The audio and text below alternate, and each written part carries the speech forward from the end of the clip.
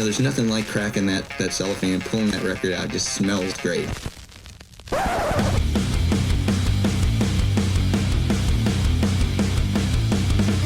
Welcome to BODS Mayhem Hour. Non-stop hardcore energy. I love the show, guys. You're awesome. Unlike any other. With your host, John the Bod, a.k.a. the Bod Father. Man, this stuff rocks. This is Josh. And this is Eric. And you're listening to BODS Mayhem Hour. The views and opinions of the guests do not necessarily reflect the views and opinions of BODS Mayhem Radio Network, its staff, affiliates, or sponsors. Parental discretion is advised. Welcome to BODS Mayhem Radio Network. Hey everybody, welcome to BODS Mayhem Hour. I'm your host, John the Bod, a.k.a. the Bod Father, and as always, I'm bringing you guys and gals awesome interviews. Today, it's an honor and a very huge privilege to welcome Joshua Barbee of Revisionist. Kansas-based metal hardcore band Revisionist will release their upcoming 6-track EP entitled The Emptiness of Gravity tomorrow, May 21st. Also check out singles Deathbed Kings and Half Moon. And we're going to be talking to Josh about all this stuff. So, man, welcome to the show, and how you been doing?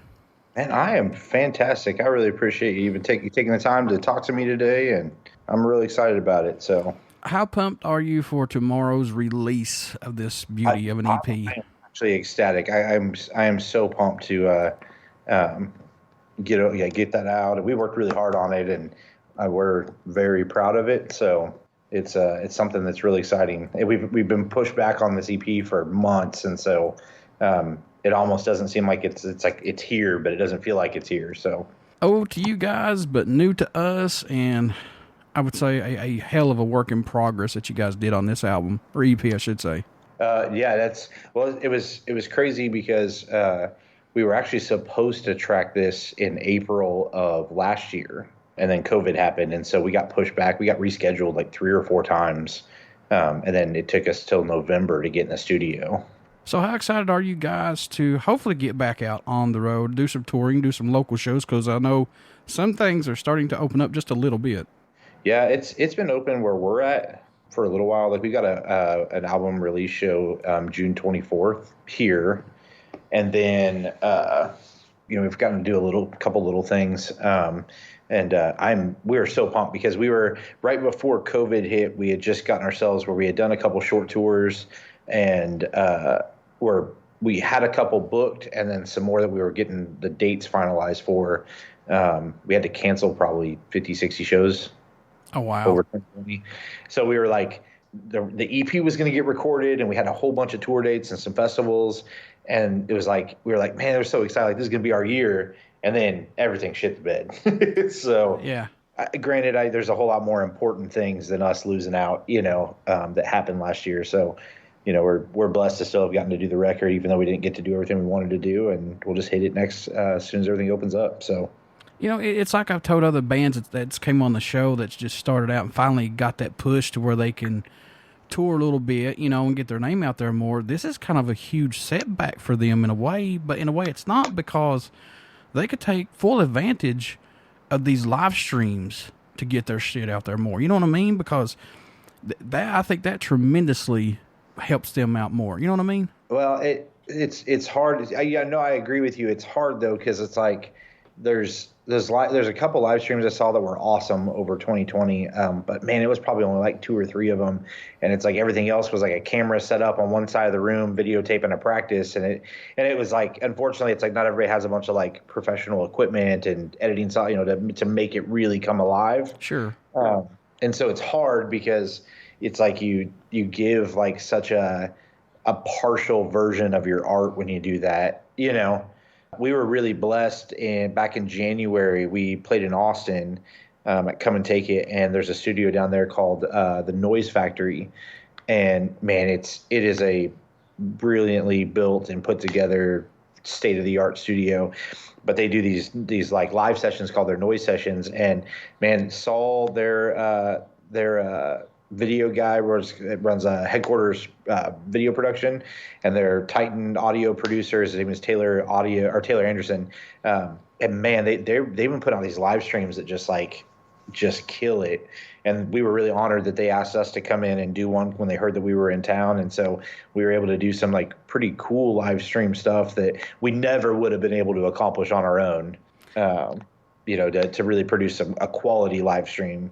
There's been a few great live streams, and I've seen 2 by the Dropkick Murphys, who did an amazing. Murphy's one, it was killer. Yeah, did you see both of them, or just the one where they did it in the studio? I just saw some clips of one.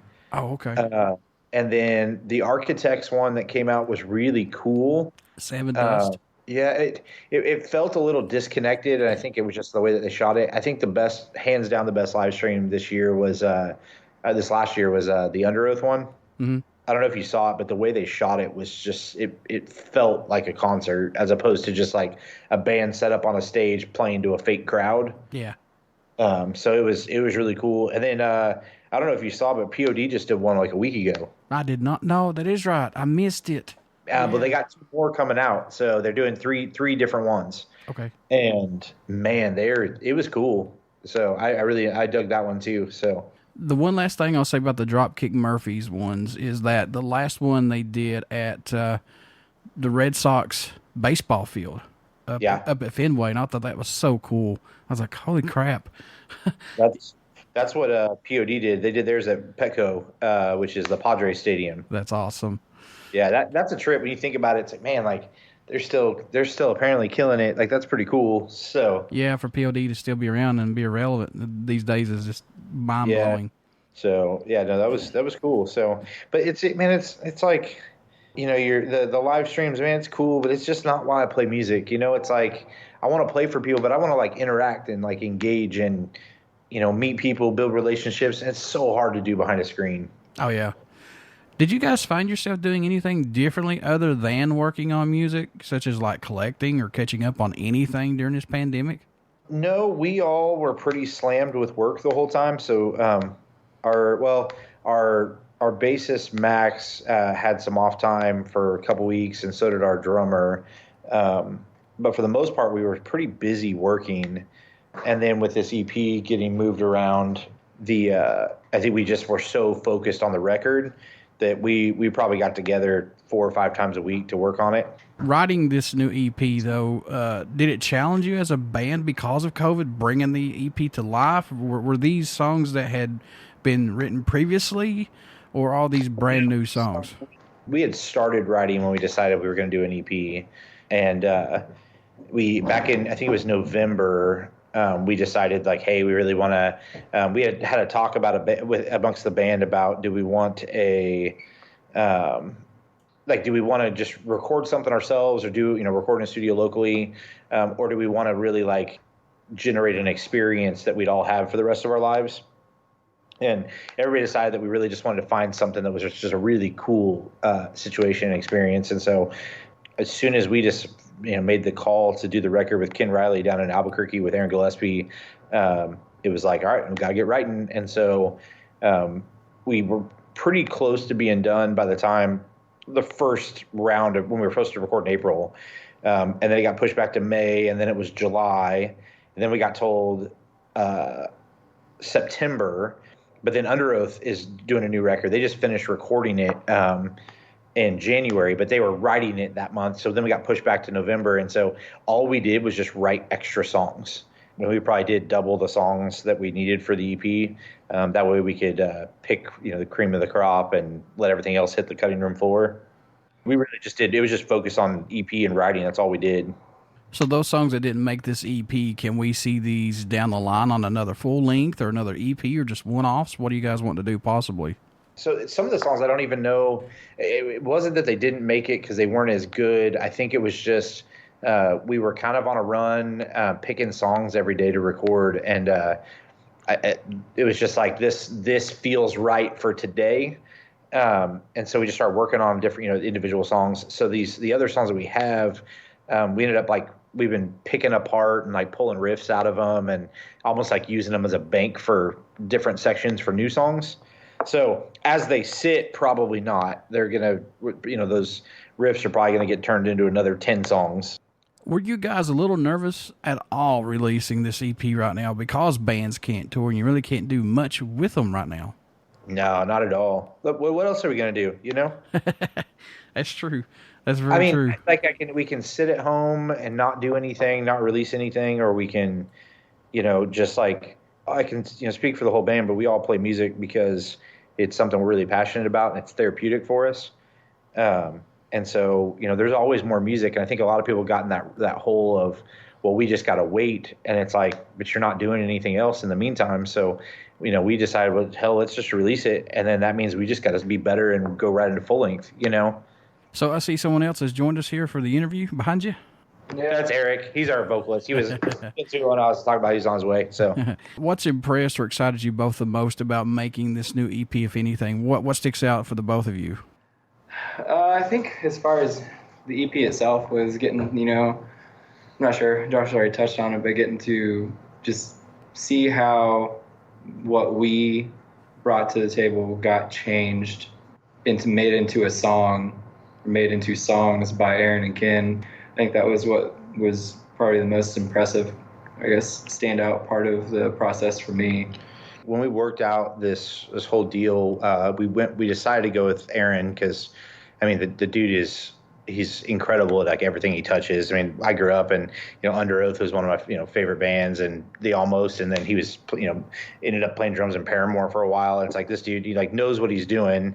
And so when we really spent a lot of time talking before this recording experience, and he was like, I really want to like develop your identity but maintain who you are, and then figure out how to make some things like more accessible and more fun. And so it was really just exciting to like, we brought everything that we had to the table and extra, and then it was like, all right, let's like figure out how this is going to sound. And like we rewrote songs every day, while we were in the studio. And I think that was the most exciting thing, was just like the unknown of how it was going to turn out, just like trust in the process. Now, you've known Aaron for a long time, though, but how did this come about, getting him to do this album for you guys? I've been in quite a bit of bands like over the years, and we had some experiences where he had helped out one of my old bands. He got like our old drummer like a Truth endorsement years ago when he was doing a lot of stuff with Truth, and had helped out off and on. And then one of my good friends, Thomas Hill, ended up playing. Aaron had that like that solo thing, not the Almost, but just like his own solo experience that he did for a little while. And Thomas played guitar in that, and so we had enough where I wouldn't call us friends before, but where there was enough experiences that we could like, if, hey, it's remember this, and oh yeah, no, I remember that. That's and then you kind of reconnect. And so I just reached out, figured out how to get his contact information, and figured I'd shoot my shot and show him what we had been working on and be like, hey, like, do you want to do this? And about 2 hours later, I got a response. It was, send me more material. And then probably the next hour or 2 hours after that, it was like, let's lock in dates. I would love to do this.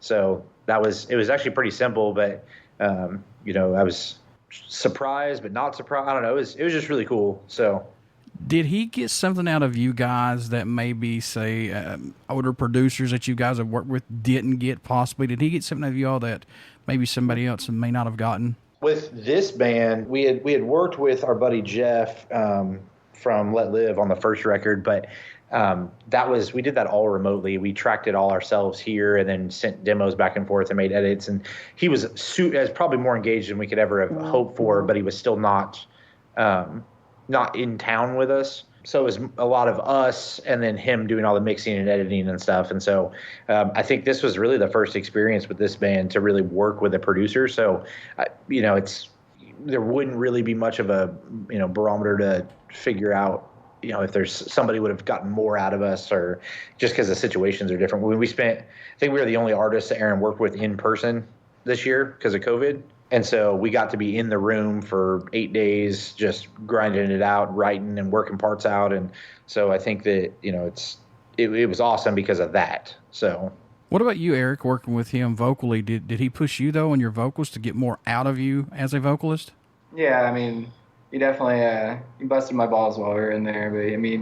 But, he's a phenomenal vocalist, and he definitely has an ear for bringing out the best melody and the most hooky chorus that you could possibly have. So it was really interesting getting to see somebody who is, he's Aaron is definitely a singing motherfucker. Yeah, like that dude, like phenomenal. he sits down and it's just like It took him 20 seconds to come up with something that took us 2 months to do. So.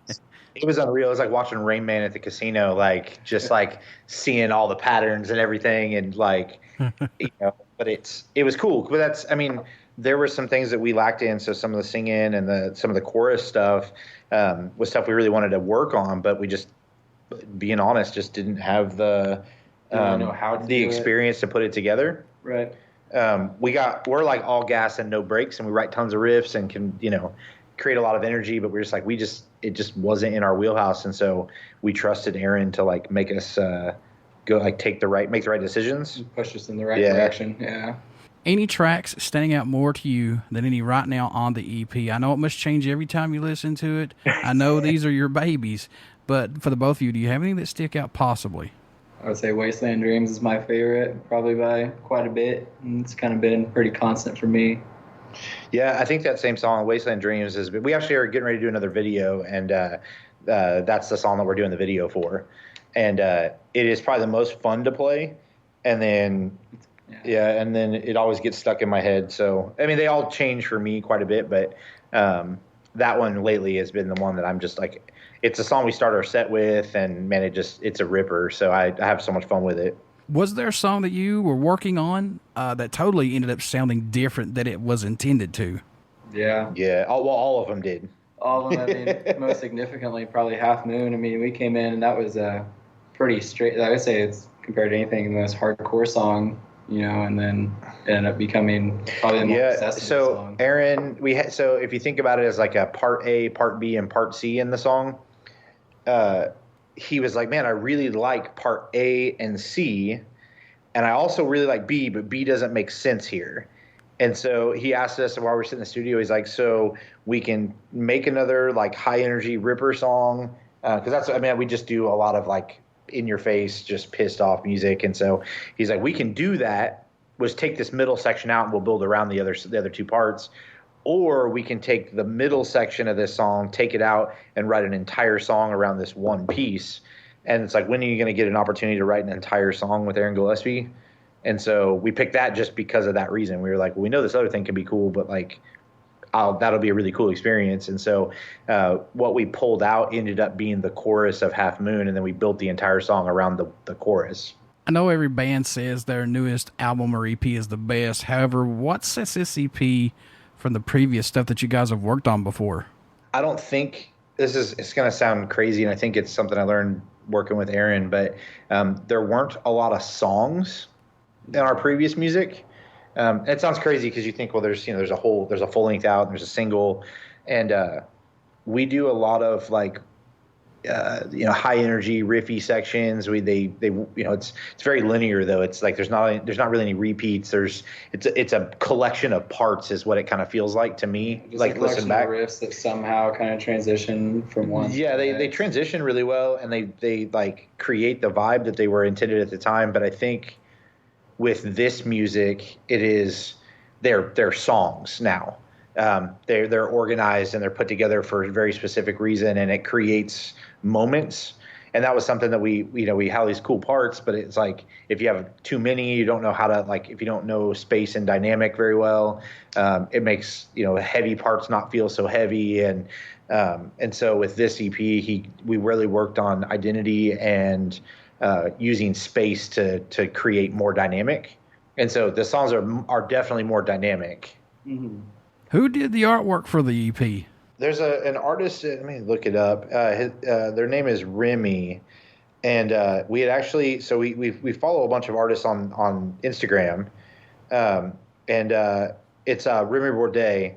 And it's a French graphic designer. If you look on our Instagram, there's some links to their artwork. And they killed it. It was something we thought would be a really cool fit. We wanted something simple that felt like it fit the record, and we worked it out with them. And they did the album cover, and then we had another 2 different artists do we have one more single coming out. All of the singles have their own artwork also.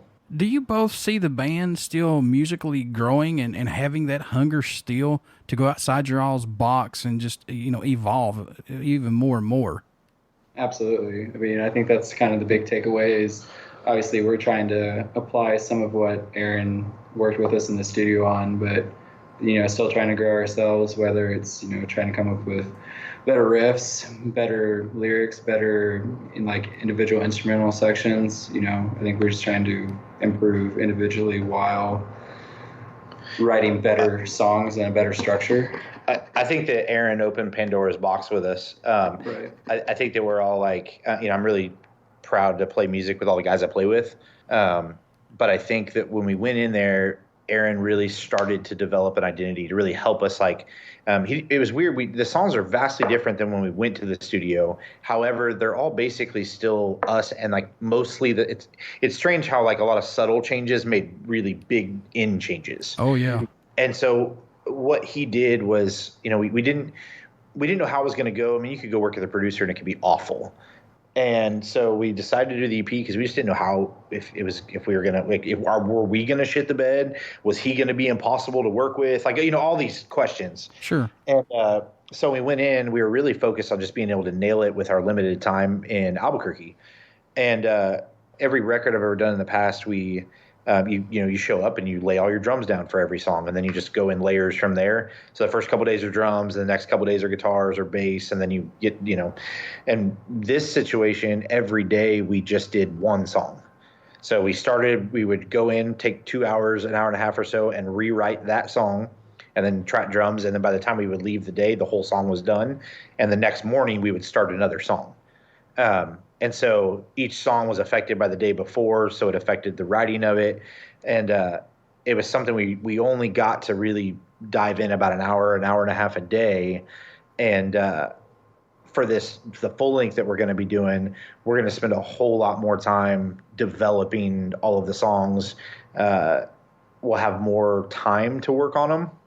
And so we started to scratch the surface, and we actually just confirmed about a week ago that Aaron Gillespie's going to produce the full length.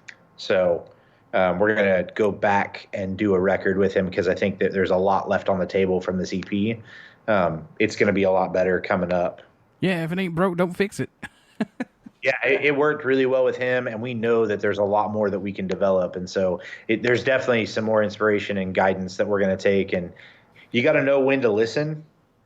For the both of you, what do you hope everyone takes away, or message you hope they hear while listening to any of Revisionist music in general? What do you hope they get from it, guys?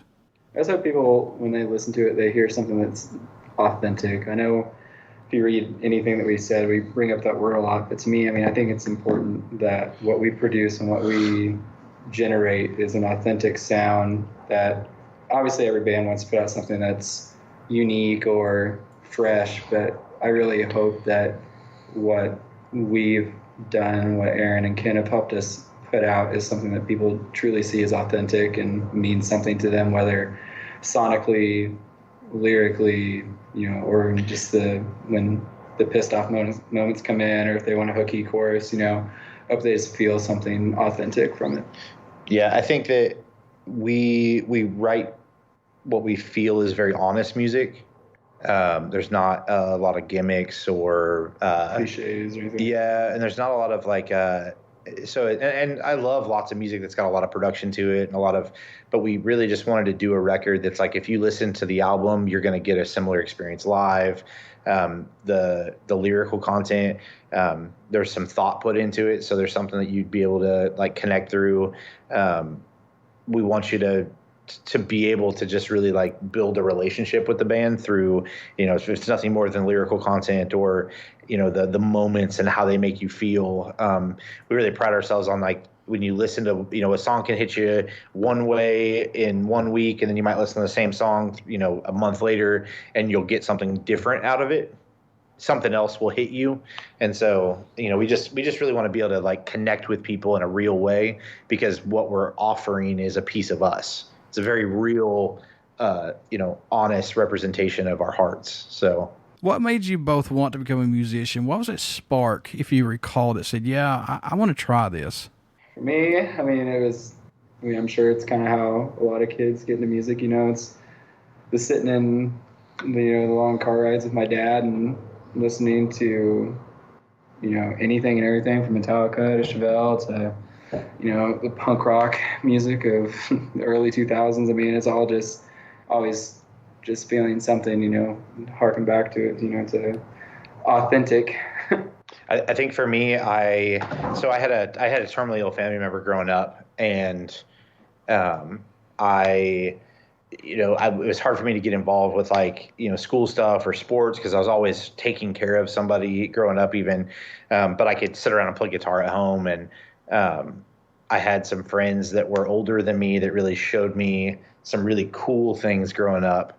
And I was like, man, there's and it was a bunch of I grew up in, we're from Kansas. So I grew up about an hour from where Coalesce is from, and, or the band Origins from that Topeka area. So it's 45 minutes away. And so I got got to experience a couple of things like that.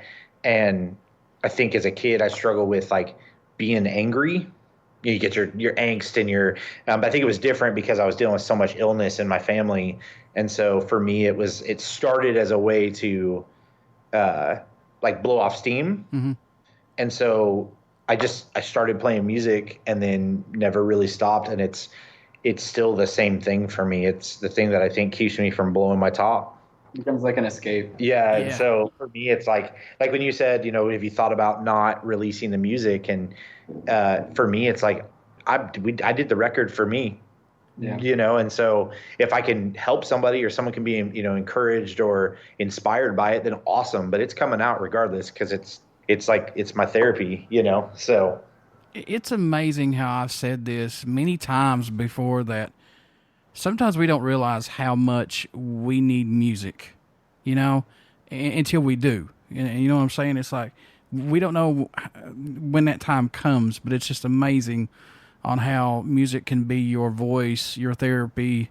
It can say anything that you need it to say without you saying anything. You know what I mean? It's magical. No, that's very true. All right, guys. So growing up, I know you guys had a lot of music and a lot of albums, but did you guys have that one go-to album that you had to have or had to listen to every other week that just gave you inspiration or just let you escape for a while? Possibly, what was that album or song? Maybe. My first go-to would be I grew up listening to. Do you remember the band Living Sacrifice? I think so. They were on Solid State. They're one of the early Solid State bands and did a bunch of records on it. But there's a record they did called The Hammering Process, and man, that record changed the way I looked at music. And I mean, I must have listened to that record 100,000 times. So for me, that would be that record. Yeah, I'd probably have to go with probably Black Album by Metallica. I remember just sitting there just listening to that just on repeat, whether by choice or by being subjected to my dad picking it. But I just remember hearing that.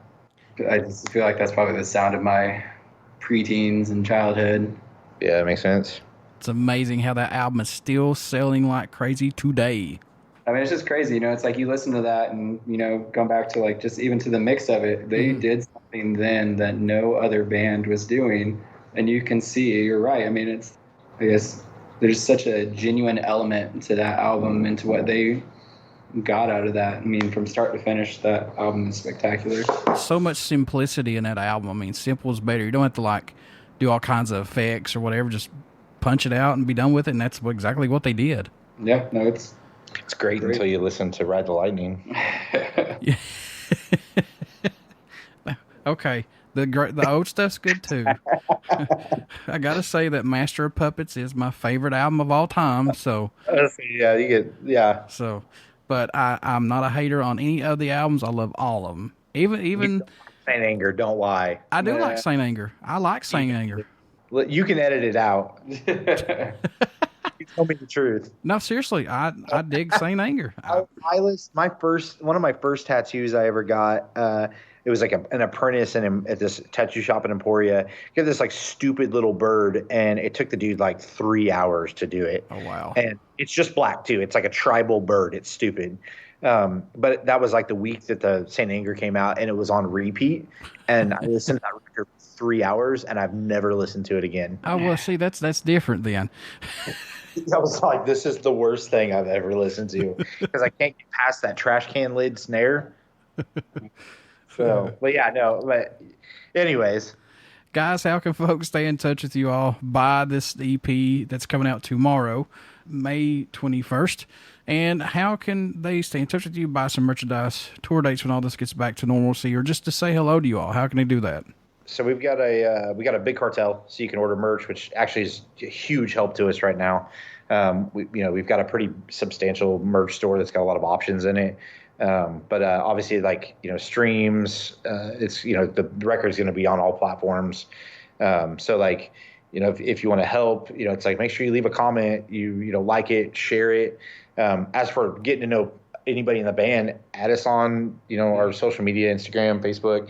We all love talking to people because I said it's we do this to connect with people. We make friends all over the country, and so hit us up and somebody will absolutely respond and be stoked to have we'll talk to you about gear, we'll talk to you about life stuff. We all it's amazing how much we just love doing this. So they'll talk to you about Saint Anger, on how much they love it. Listen, I'll talk about Saint Anger all day long, but we'll be on polar sides of it. That video, the one where it's like the bad, the good, the bad, the ugly. No, is that what that song is where they're in prison? Yeah, that's Saint Anger. Is that the song Saint Anger? Yeah. That one was so bad that 2 years ago, Slayer had to remake that video the way it should have been made. Oh, what was that Slayer song that came out? Do you know what I'm talking about? No, I don't actually. Oh, man, what is it? I'm gonna look it up right now. It's also in a prison. I'm just saying, they were like, listen, Saint Anger was so bad that we gotta raise prison. Yeah, we got video shot in prisons.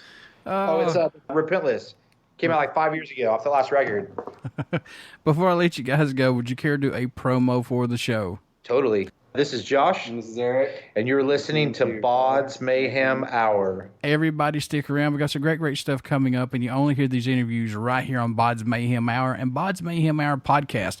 Please get out and check out our Facebook page. It has our podcast link and our YouTube link, and you definitely want to subscribe to our YouTube page for sure, because we got a lot of stuff that's going to be happening here soon.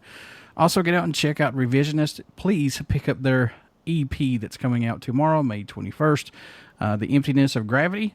Sadly, unfortunately, this interview is going to air after this comes out. So please pick it up. Give these guys a chance. You won't be disappointed. So Josh and Eric, I wish you guys nothing but the best of luck. Man, we really appreciate it. Thanks for taking the time with us. Thanks for talking. This is a blast. Yeah, it was fun.